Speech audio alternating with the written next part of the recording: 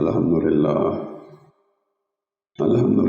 نحمده ونستعينه ونستغفره ونعوذ بالله من شرور أنفسنا ومن سيئات أعمالنا من يهده الله فلا مضل له ومن يضلل فلا هادي له وأشهد أن لا إله إلا الله وحده لا شريك له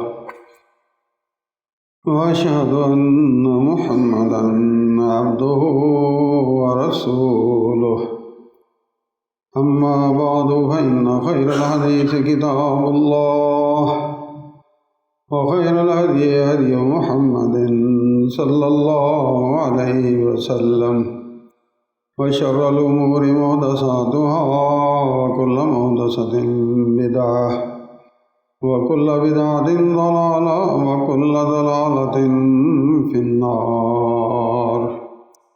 أعوذ بالله السميع العليم من الشيطان الرجيم من همزه ونفخه ونفثه. بسم الله الرحمن الرحيم. وهو الذي خلق من الماء بشرا فجعله نسبا وسحرا وكان ربك قديرا. احباب گرامی، رسول اللہ صلی اللہ علیہ وسلم کی بعثت کا دور ہے. آپ نے نبوت کا دعویٰ کر رکھا ہے. انہی دنوں میں یہ جو عیسائیوں کا سب سے بڑا بادشاہ بھی تھا اور ساتھ ساتھ وہ مذہبی لیڈر بھی تھا، ہرقل جسے ہم کہتے ہیں، روم میں جس کی حکومت تھی. اب اس نے اپنے ملک میں یہ جو مکے سے تاجر گئے تھے تجارت کرنے، ان کو بلایا اور ان سے اس نے کہا کہ بھئی تم میں سے سب سے زیادہ جو اس بندے کے قریب ہے، ایکم اقرب نسبا بہذا الرجل الذی یزعم انہ نبی، یہ بخاری شریف کی روایت ہے کہ تم میں سے اس بندے کے سب سے زیادہ قریب جو نسبت میں، رشتے میں، تعلق میں، وہ کون ہے؟ تو حضرت ابو سفیان اس وقت تک ابھی مسلمان نہیں ہوئے تھے، اپنے تجارتی قافلے کے ساتھ تھے. تو انہوں نے بتایا کہ میں رشتے میں سب سے زیادہ قریب ہوں. اس نے اپنا دربار جس میں بڑے بڑے زعماء، عظیم لوگ جو تھے، حکومت والے اور مذہب والے، سارے عیسائیوں کے وہ اکٹھے ہیں. ان کو جو مکے والے تھے ان کو بٹھا لیا اور کہا کہ بھئی جو سب سے زیادہ قریبی رشتہ دار ہے نبی علیہ السلام کا رشتے میں، وہ میرے قریب آ جائے، آگے اس کے کر دو. باقی سارے اس کے پیچھے بٹھا دیے، اس کے جو ساتھی تھے ابو سفیان کے.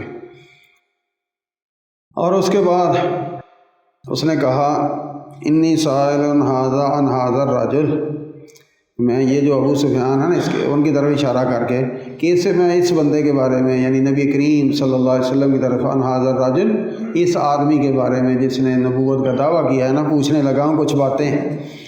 فَإِن كَذَّبَنِي فَكَذَّبُوهُ، اگر یہ جھوٹ بولے نا تو پیچھے سے تم نے کہہ دینا کہ جھوٹ بول رہا ہے. اور وہ کہتے ہیں کہ اگر مجھے یہ دبا لگنے کا ڈر نہ ہوتا کہ لوگ مجھے کہیں گے یہ جھوٹا ہے. عرب سب کچھ تھے، جھوٹ نہیں بولتے تھے. تو کہتے میں شاید بول ہی جاتا لیکن میں نے جھوٹ نہیں بولا، بالکل نہیں جھوٹ بولا. ثم كان اول ما سألني عنه، اب اس نے جو بادشاہ نے اور عیسائیت کے سب سے بڑے عالم نے، کفر کا جو سب سے بڑا سرگنا اس وقت کا تھا، اس سے سوال ہو رہے ہیں. اب دونوں کے ڈائلاگ ہو رہے ہیں، بات چیت ہو رہی ہے نبی علیہ السلام کے بارے میں. اور دیکھیں کہ بات چیت کا آغاز کہاں سے ہو رہا ہے. تو پہلا سوال جو ہرقل نے کیا وہ تھا کیف نسبہ فیکم، اس کا حسب نسب، اس کا خاندان تم میں کیسا ہے. کل تو یہ ابو سفیان کہتے ہیں، میں نے کہا ہوا فینا ذو نسب، کہ وہ ہمارے درمیان بہت اعلیٰ نسب والے ہیں. جو بڑے لوگ ہوتے ہیں نا، بندے کا نسب پہلے چیک کرتے ہیں کہ یہ نسل کیسی ہے، اس کا بڑے کیسے ہیں، خاندان کیسا ہے، اور وہ دونوں کفر کے سرگنے ہیں، لیکن انہوں نے بھی آغاز اپنی گفتگو کو کہاں سے کیا؟ نسب سے، کہ اس کا نسب کیسا ہے، اس کا خاندان کیسا ہے۔ تو انہوں نے فرمایا، جواب دیا، ہو فینا ذو نسب، یہ ہم میں بہت اعلیٰ نسب والے ہیں، اور ہر نبی کے حوالے سے ہمارا یہ ایمان ہے اور ایمان ہونا چاہیے کہ نبی کی پوری اوپر والی جو لڑی ہے نا، اس میں کوئی زانی نہیں ہوتا۔ کافر ہو سکتا ہے، کفر اور چیز ہے، یہ ایمان عقیدے کا معاملہ ہے، زنا اخلاق کا معاملہ ہے، کردار کا معاملہ ہے، شخصیت کا معاملہ ہے۔ ہر نبی کے بارے میں بحیثیت مسلمان ہمارا یہ ایمان ہونا چاہیے کہ کسی نبی کی لڑی میں اوپر تک کوئی زانی، کوئی غلط کار، کوئی حرام کار نہیں ہوتا۔ تو یہی بات انہوں نے جواب میں آگے سے اسے کہی۔ اس کے علاوہ اس نے 5-7 سوال کیے۔ پھر اس کے بعد اس نے کہا ترجمان سے، قُل لَهُ، اسے کہو، یعنی ابو سفیان کی طرف بادشاہ نے اشارہ کر کہا کہ اسے کہو، سألتک عن نسبہ، میں نے اس کے نسب کے بارے میں تو اسے پہلا سوال کیا تھا، فذکرت انہ فیکم ذو نسب، اور تو نے مجھے جواب میں یہ کہا کہ یہ ہم میں بہت اعلیٰ نسب والے ہیں۔ اب کفر ہو یا آج کا دور ہو، بندے کی پہچان کے لیے اس کا حسب نسب جو ہے نا، یہ بہت اہم کردار ادا کرتا ہے۔ وہ دونوں سرگنے کفر کے ہیں، ایک عیسائیت کا ہے، ایک ویسے کفر کا ہے سرگنا، اس وقت کا لیڈر ہے، لیکن دیکھیں بندے کو چیک کرنے کے لیے سٹارٹ کہاں سے لیتے ہیں۔ اور یہ جو نسب ہے نا، یہ محفوظ ہوتا ہے نکاح سے اور برباد ہوتا ہے زنا سے۔ زانی کا کوئی حسب نسب نہیں ہوتا، اور اس کا باپ ہی نہیں کوئی بننے کے لیے تیار ہوتا، بلکہ اکثر لوگ پوچھتے ہیں جی، بعض تو اپنی مجبوری کی وجہ سے اپنے کسی قریبی عزیز کا بھی بچہ لے لیتے ہیں، اور بعض جو ہے نا وہ ہسپتال وغیرہ سے یا جیسے تیسے بھی کوئی بچہ مل جاتا ہے، تو اب اس کے باپ کے خانے میں ہم اپنا نام لکھوا لیں، اکثر یہ سوال ہوتا ہے۔ یہ نیکی ہے کسی بچے کو پالنا اپنی ضرورت کے لیے یا ویسے اس کی پرورش کے لیے، اس میں کوئی شک نہیں۔ اگر کوئی غلط کاری بھی ہے تو وہ ان بڑوں کی تھی، اس بیچارے کا تو کوئی قصور نہیں ہے، لیکن ولدیت چینج کرنا یہ شرعاً جائز نہیں۔ آپ نے پالنا ہے، اس کے سرپرست گارڈین گورنمنٹ کے کاغذوں میں جہاں بھی لکھنا پڑے، باپ وہی ہوگا جو اس کا حقیقی باپ ہے۔ دوسرا کوئی باپ اپنے آپ کو نہیں لکھوا سکتا، بالکل نہیں لکھوا سکتا۔ ہاں گارڈین سرپرستی کرے، کوئی حرج نہیں اس میں، یہ اخلاقاً بھی، شرعاً بھی، قانوناً بھی یہ جائز ہے۔ بلکہ زرداری صاحب جب ہمارے صدر تھے تو اس وقت انہوں نے اعلان بھی کیا تھا کہ جس کسی کا بھی یہ مسئلہ ہونا تو ان سب کا سرپرست میں ہوں، اور بادشاہ ہوتا بھی ایسے ہی ہے، صدر ہوتا بھی اسی لیے ہوتا ہے کہ وہ سب کے سرپرستی کرتا ہے۔ بہرحال بات جو ہو رہی ہے اصل اس میں وہ یہ ہے کہ یہ نکاح جو ہے ہمارے، یہ ہمارے نسب کو محفوظ کرنے والا ایک سلسلہ اللہ نے باقی رکھا ہے۔ اس کے مقابلے میں زنا ہے، اپنے جنسی خواہشات بھی مرد اور عورت پورے کرتے ہیں، ان سے بچے بھی پیدا ہوتے ہیں، لیکن وہ بچے نسب والے نہیں ہوتے، وہ بچے حرامی کہلاتے ہیں۔ اسلام نے اس نکاح کو جو ہے یہ باقی رکھا ہے، جو پہلے سے ایک پہچان چلی آ رہی ہے، اور قرآن مجید میں بھی اللہ نے یہ بات کی ہے جو آیت آپ کے سامنے تلاوت کی گئی ہے، وَهُوَ الَّذِي خَلَقَ مِنَ الْمَاءِ بَشَرًا، اللہ نے اس بندے کو پانی کے قطرے سے پیدا کیا ہے، فَجَعَلَهُ نَسَبًا وَسِحْرًا، ایک اس کا نسب، ایک اس کا سسرالی رشتہ۔ نسب ہے جو ماں باپ کی طرف سے چلتا ہے، اور سحرا یہ جو میاں بیوی کے تعلق ہونے کے، رشتہ ہونے کے بعد جو رشتے نئے قائم ہوتے ہیں۔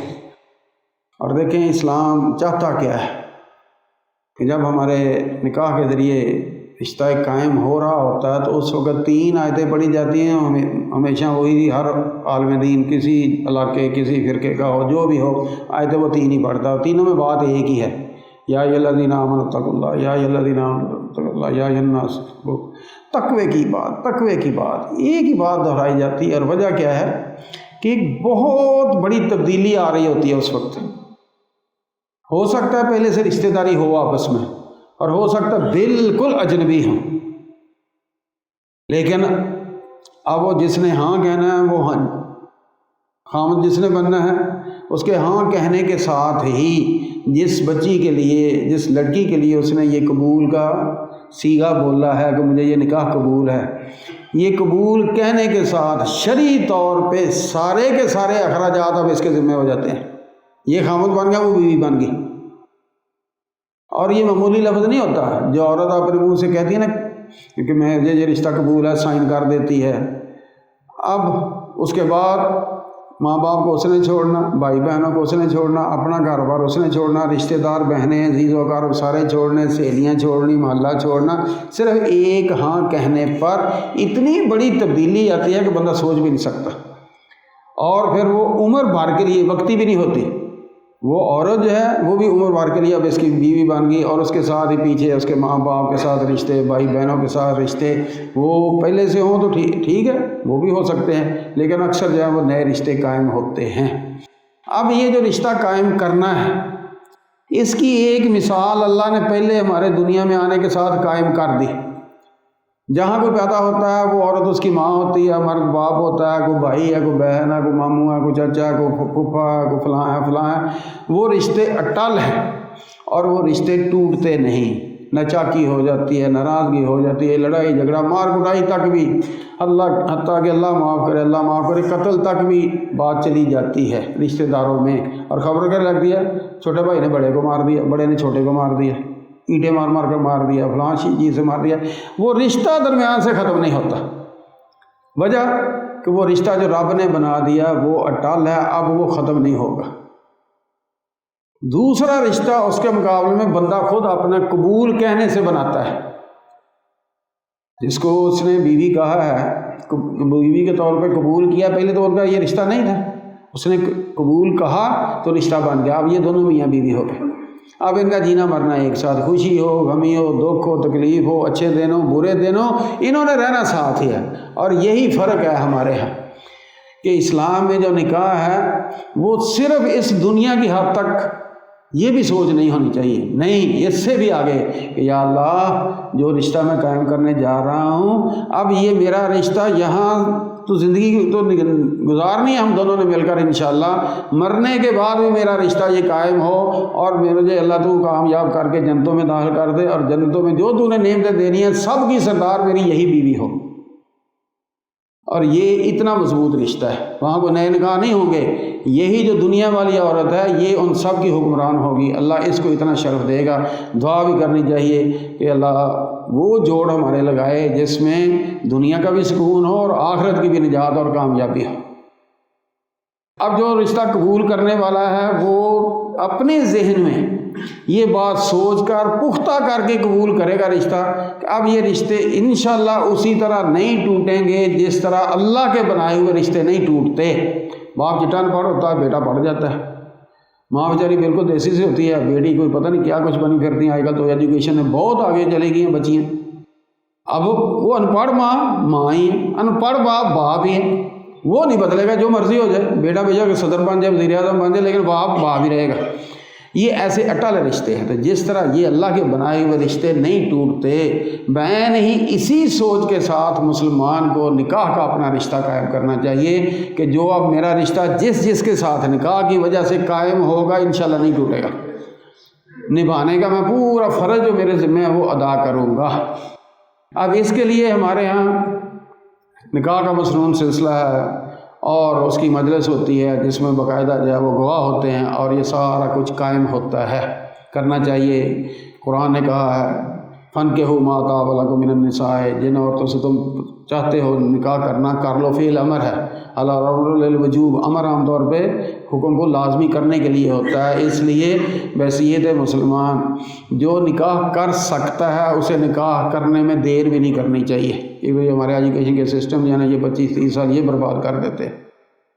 بہرحال یہ اللہ کا ایک حکم ہے، رسول اللہ صلی اللہ علیہ وسلم کی سنت ہے۔ اس سنت کی ادائیگی میں ہمارے ہاں ان دنوں میں آج کل بے تحاشا رش، نکاح ہو رہے ہیں، دھڑا دھڑ ہو رہے ہیں، بہت اچھی بات ہے، اس حد تک تو ٹھیک ہے، لیکن نکاح خالصتاً اسلامی ایک علامت ہے، ایک فنکشن ہے، ایک رشتہ ہے جو قائم ہو رہا ہے اسلام کے نام پہ، اللہ کے نام پہ، رسول اللہ صلی اللہ علیہ وسلم کی سنت کے نام پہ ہم یہ سب کچھ کرتے ہیں، لیکن اس کے ساتھ ساتھ جو کچھ ہو رہا ہے وہ نہیں مجھے سمجھ آتی کہ وہ کہاں سے آتا ہے۔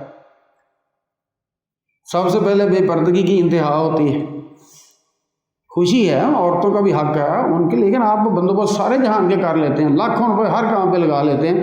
تھوڑا سا عورتوں کے لیے بھی پردے کا اہتمام جو ہے نا وہ ضروری ہونا چاہیے، تاکہ یہ جو ہے نا بے پردگی، نکاح کے مسنون عمل میں بے پردگی آخری درجے کی ہوتی ہے. ایک طرف ہم سنت پہ چل رہے ہوتے ہیں، دوسری طرف دیکھ لیں ہمارا حال کیا ہے. پھر دوسرا، نمازوں کی بربادی، اللہ معاف کرے، اللہ معاف کرے کہ شاید یا ان دنوں میں کسی کی نا کو پکا نمازی رہ جائے، ورنہ نمازیں بہت برباد ہوتی ہیں اوپر والوں کی بھاگ دوڑ میں. جو باقی ہیں سارے آپ کے سامنے ہیں معاملے. اب یہ ہم نے کہاں سے لیا؟ ہمارے مذہب میں تو عید والے دن بھی نماز زائد تو ہے، چھٹی نہیں ہے. اس سے بڑا بھی کوئی فنکشن ہوتا ہے ہمارا خوشی کا، عید کا فنکشن ہے، لیکن وہاں رعایت تو نہیں ملی ہمیں کہ چلو جی آج عید ہے، چھٹی، نمازوں کی چھٹی ہو جائے. نہیں، تو پھر یہ ہم نے جو سلسلہ شروع کر رکھا ہے. اور اس کے علاوہ دعوت ولیمہ وغیرہ یہ مسنون ہے، ٹھیک ہے، پہلے آپ نے دعوت کرنی ہے اپنے عزیز و اقارب کی، اس میں کوئی حرج نہیں. دعوت کی حد تک اسلام جو ہے نا اس پہ پابندی نہیں لگاتا. اسلام جہاں جا کر ہمیں روکتا ہے وہ ہے جہاں اللہ کی نعمتوں کو ہم ضائع کرتے ہیں. کلو واشربو ولا تسرفو، کھاؤ پیو اسراف نہ کرو. ولا تبذر تبذیرا، تبذیر نہ کرو. ان المبذرین کانوا اخوان الشیاطین، تبذیر کرنے والے شیطان کے بھائی ہیں. دو لفظ قرآن نے بولے ہیں، ایک ہے اسراف، ایک ہے تبذیر. تبذیر یہ ہوتا ہے کہ ضرورت یہاں پر ہے اور ہم یہاں خرچ کرتے رہیں. اے پوائنٹ پر ضرورت ہے وہاں نہیں خرچ کرنا، بی پوائنٹ پہ خرچ کرتے رہیں. بچے پڑھنے کے قابل ہیں ان پہ نہیں خرچ کرنا. اور قیمتی سے قیمتی کتا، ابھی یہ فوجی صاحب جن کے ساتھ میں آتا ہوں کہہ رہے تھے کہ میرے ہمسائے میں یہ جو تھے اوڑ وغیرہ، اب ان کے کتے رضائیوں میں صبح اور بچے ٹھہر رہے ہیں سردی میں. اب کتوں کے لیے رضائیاں ہیں، بچوں کی پرواہ ہی نہیں. اور ہمارے بہت سے شوقین ایسے لوگ ہیں جنہوں نے وہ بیل بڑا قیمتی رکھا ہوگا، گھوڑا بڑا قیمتی رکھا ہوگا، دن رات اس پہ اپنا ساری توانائیاں، پیسہ خرچ ہو رہا ہے، نہ بیوی کو پوچھتے ہیں نہ بچوں کو پوچھتے ہیں. وہ جانور آپ کا شوق ہے، ٹھیک ہے رکھے، لیکن اس کا مطلب یہ تو نہیں کہ جو فرض ہے آپ کے ذمہ اس کی پرواہ ہی نہیں. خرچ کدھر کرنا تھا، خرچ کہاں ہو رہا ہے؟ یہ جو اصل جگہ ہے وہ چھوڑ کر دوسری جگہ پہ زیادہ خرچ کرتے رہیں، اسے تبذیر کہتے ہیں. اور ان المبذرین کانوا اخوان الشیاطین، تبذیر کرنے والے شیطان کے بھائی. یہ قرآن نے فتویٰ دیا ہے، کسی مولوی کا فتویٰ نہ سمجھیں، اس پہ ناراض نہ ہوں، یہ قرآن کہہ رہا ہے. کلو واشربو ولا تسرفو، کھاؤ پیو. کس نے تمہیں کھانے پینے سے روکا ہے؟ یہ پابندیاں جو کھانے پینے والی ہیں یہ تو گورنمنٹوں کی اپنی مجبوریاں ہیں، پتہ نہیں کیا معاملے ہیں. شرعن کوئی پابندی نہیں ہے، صرف پابندی کس چیز کی ہے؟ ولا تسرفو، اسراف نہ کرو. اسراف کیا ہے؟ اتنی سی وہ 7 اپ کی بوتل ہوتی ہے 2 گھونٹ، اب وہ بھی آدھا چھوڑ دیتے ہیں. اب وہ کس کام ہے؟ نہ آپ نے پی، نہ آپ کا جھوٹا کوئی دوسرا پیے گا، کوئی نہیں پیتا، ضائع ہوتی ہے. یہ جو چیز جو 1 روپے میں کام ہو سکتا ہے اس جگہ پہ 5 روپے لگانا، یہ اسراف کہلاتا ہے. تھوڑے سے کام ہو سکتا ہے، صحیح ہو سکتا ہے، تھوڑے کی بجائے زیادہ وہاں خرچ کرنا. اور یہ ہم کیا کرتے ہیں؟ شادیوں پہ اتنا کھانا بناتے ہیں، اتنا کھانا بناتے ہیں، تو ان کا فرضہ بنانے والوں کو بنا دیا، ٹھیک ہے، لیکن آگے ہم جو مہمان ہوتے ہیں بھوکے شیر، ہمارے جو ہے نا نفس نہیں بھرتے، پیٹ بھر جاتے ہیں، نفس نہیں بھرتے. اب ہوتا کیا، اتنے جو ہے نا بوٹیاں ڈال لیں گے، چاول ڈال لیں گے، پھر ساری پلیٹیں اسی طرح چھوڑ کر چلے جائیں گے اٹھ کر. پتہ چلتا ہے، میں معذرت کے ساتھ کئی دفعہ پہلے بھی میں نے کہ ہمارے وہ اسٹاف سیکرٹری ہوتے تھے گورنمنٹ کالج میں، وہ فنکشنز پہ کہتے تھے، سارے پروفیسر ہوتے تھے پھر بھی وہ ہر دفعہ ہی کہتے تھے، اور وہ سچے بیچارے دعائی دیتے تھے کہ بندے کی پہچان کھانے کی میز پر ہوتی ہے. اس نے پہلی دفعہ کوئی دیکھا ہے؟ اس کو کوئی ادب آداب ہیں کہ نہیں؟ بھینسے کی طرح زور زور سے پچک کر کے دوسرا جو کھا رہا ہے اس کا بھی باہر آ رہا ہوتا ہے، اور پھر اتنا ڈالنا کہ ضائع کرنا، یہ ہے اسراف. اللہ کی نعمتوں کو ضائع نہ کریں. خدا را کھائیں، کھانے پینے کے لیے سارا کچھ، اس پہ کوئی پابندی نہیں، قرآن نے کھلے چھٹی دی ہے. لیکن یہ جو پلیٹیں بھر لینی ہیں پہلے حرص اور ہوس کے مارے ہوئے، اور بعد میں ختم کچھ بھی نہیں ہوتا، پھر دوسری چیز اٹھے وہ لائے پلیٹ بھر کر رکھ دی، تیسری، کتنا ضائع ہوتا ہے کھانا. اور جو بندوبست کرنے والے ہیں وہ اڑوس پڑوس میں غریب کو نہیں، دور دور سے کسی امیر سے راہ چلتے بھی دعا سلام ہو جائے اسے بھی اسپیشل دعوت دے کر بلاتے ہیں، لیکن غریب کو کھانے میں شامل کریں یہ نہیں ہوگا. حالانکہ ولیمے کی دعوت جس طرح قبول کرنا ضروری ہے، اسی طرح اس میں اگر امیروں کو بلایا جائے، غریبوں کو نہ بلایا جائے تو وہ بدترین ولیمہ ہے۔ قدرتی بات ہے، میرے رشتہ دار امیر بھی ہو سکتے ہیں، غریب بھی ہو سکتے ہیں، آپ کے رشتہ دار امیر بھی ہو سکتے ہیں، غریب بھی ہو سکتے ہیں۔ اب یہ پیمانہ یہ تو اللہ کے ہاتھ میں، امیری اور غریبی تو اس کے ہاتھ میں، جس کو جس طرح بھی چاہے۔ معاملہ امیری غریبی کا ہو، صحت اور بیماری کا ہو، خوشحالی اور بدحالی کا ہو، جو بھی ہو، ہم ہیں عبد، بندے۔ اور مقام عبدیت، بندے کا مقام پتہ کیا ہے؟ کہ اللہ مجھے اندھا بھی کر دے یا اللہ میں پھر بھی خوش ہوں، کیوں؟ تو نے مجھے وہ تکلیف میں ڈالا ہے جس میں تجھے ہر وقت یاد رکھوں گا۔ یہ ہے بندہ ہونا، اللہ کے ساتھ ہمارا تعلق۔ آخری تکلیف بندے کو یہ سے بڑھ کر بھی ہو سکتی ہے، اللہ معاف کرے، اللہ کسی کو نہ کرے، لیکن وہ اس کی تو دنیا ہی اندھیر ہو جاتی ہے نا ساری۔ لیکن وہ بھی اگر اللہ والا ہے تو پھر اس کو اللہ پہ ناراضگی نہیں ہونی چاہیے، اللہ کے ساتھ اس کا الٹا شکر والا رویہ ہونا چاہیے کہ یا اللہ اتنے لوگوں میں سے تو نے میرا انتخاب کیا کہ میں تجھے ہر قدم پر یاد رکھوں، آگے پتہ نہیں میرے ساتھ کیا ہوگا، اللہ تو مہربانی کر، آگے پتہ نہیں کیا ہوگا، اللہ تو مہربانی کر۔ یعنی انتہائی تکلیف دہ معاملہ ہے، لیکن عبد ہونے کا تعلق یہ ہے کہ ہمارا معاملہ اللہ سے پھر بھی رضا کا ہوگا، یا اللہ تو مجھے جس حال میں رکھے میں خوش ہوں۔ اور ہم بندہ بننے کی بجائے دیکھ لیں پھر اس وقت کیا بنے ہوتے ہیں، جنگل کے جانور بھی وہ پیچھے رہ جاتے ہیں ہم سے، جو یہ کھانے کی میز پر ہم مظاہرے کرتے ہیں۔ اس لیے خدا را کل سیزن بہت زور شور سے ہے شادی وغیرہ کے، اور ان حالات میں رشتے ان کے لیے بھی رسول اللہ صلی اللہ علیہ وسلم کا معیار ہی صحیح معیار ہے۔ دنیا کا کوئی کام ہو قیامت کی دیوار ہوتا کہ نبی علیہ السلام سے بہتر ہمیں کوئی رہنمائی نہیں کر سکتا۔ اور میں لوگ عورتوں سے شادی کرتے ہیں ان کے خاندان کی وجہ سے، اس کے مال و دولت کی وجہ سے، اس کے جمال کی وجہ سے، لیکن بنیاد کامیابی کی وہ دینداری میں ہے، کیونکہ 2-4 بچوں کے بعد عورت کی وہ جوانی وہ صحت نہیں رہتی، مال و دولت آج ہے کل نہیں ہوگا، پتہ نہیں کیا ہوگا کیا نہیں ہوگا، خاندان اس کا جو تھا وہ تو پیچھے رہ گیا۔ اب آپ کے ساتھ اس کا جو ہے وہ کردار کا ہی معاملہ چلے گا۔ اگر اس کا اخلاق اور کردار ایسا ہے تو پھر تو بندے کی زندگی جنت بن جاتی ہے، اور اگر وہ سب کچھ ہے اور اخلاق اور کردار نہیں تو پھر اس کا جینا جو ہے حرام ہو جاتا ہے۔ پھر تو وہ لوگ کہتے ہیں نا کہ اس بیچارے کو تو اب جہنم کے عذاب کی ضرورت ہی نہیں ہے، اس کو محترمہ ہی ایسی مل گئی ہے۔ تو خدا را ہر محترمہ جو ہے وہ بھی اپنا مقام پہچانے کہ میں خاوند کی بیوی ہوں، بیوی ہونے کے ناطے اس کی ہر جائز خواہش، ہر جائز حکم، طبیعت مانے یا نہ مانے، تھکاوٹ ہے، جو کچھ ہے وہ چائے کہہ رہا ہے، روٹی کہہ رہا ہے، جو کچھ بھی کہہ رہا ہے، اس کی تسلیم کرنا بات کو یہ عورت کے لیے لازم ہے۔ یہی عورت کی پہچان ہے، یہی اس کا معیار ہے، شریعت یہ چاہتی ہے۔ اور جو عورتیں اس رنگ والی ہیں ان کے ساتھ جن کے نکاح ہوتے ہیں وہ اپنے گھروں میں الحمدللہ بڑے خوش و خرم، ورنہ ہر روز طلاق کے لوگ مسئلے پوچھتے ہیں، کوئی بھی نہیں یہ کہتا کہ یہ ہمارا گزارا بڑا اچھا ہو رہا ہے، الا من رحم ربی۔ تو یہ معاملے کیوں ہیں کہ ہمارے معیار بدل گئے، جو رسول اللہ صلی اللہ علیہ وسلم کا معیار تھا وہ ہم نے بہت پیچھے چھوڑ دیا۔ 2-4 دن پہلے ایک رشتے کے حوالے سے کسی نے بات کی کہ جی وہ ان سے کہا کہ جی فلاں بچی ہے، ایم فل ہے، فلاں ہے، یہ ہے وہ سب کچھ ہے۔ اب وہ چھوٹتے ہی اگلے گھر کا پہلا سوال کیا تھا کہ یہ اکیلی ہے نا بچی، تو اس کے ماں باپ ساری جائیداد ہمارے بیٹے کے نام لگوائیں گے کہ نہیں؟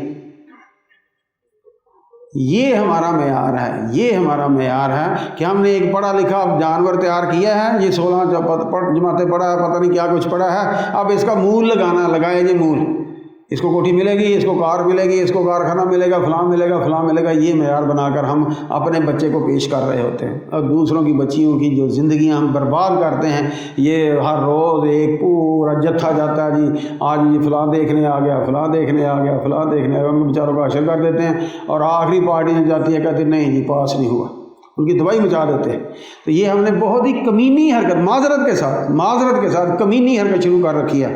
میں نے 3 بیٹوں 1 بیٹی کی شادی کی ہے، پہلے گھر والوں سے کہا یہ پسند ناپسند ان کے گھر جانے سے پہلے کر لو تسلی اپنی جو بھی کرنی ہے، جا کر نہیں کسی بچی کو ذلیل کرنا، نہ اس کے بعد جو قیامت بیتتی ہے بندہ سوچ نہیں سکتا۔